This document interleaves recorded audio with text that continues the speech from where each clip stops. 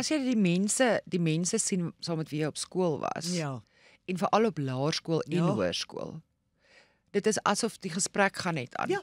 Jy tel net op waar jy laas opgehou het. Dit Is dit nie amazing nie? Dit is so, wat is die woord wat ek soek vir dit? Nie gerusstellend nie, maar dit is asof jy behoort iewers. Jy's geborge.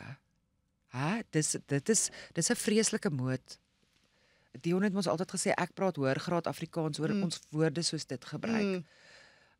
Maar dit is geborgenheid. Ja, jy behoort iewers en iemand ken jou van Dis jou iets damse wat jy eende. al van vergeet het. Ja. Jy weet jy het al vergeet van daai goed en hulle ken jou so. So as ek daar kom is my naam Saar Ja. en ek reageer op Saar en hulle noem my Saar en dan sê ek ja, wat is dit? En jou familie nou sê wie die hel is Saar? Ja, wie's nou Saar? Tony weet nou al ook, dis nou Saar.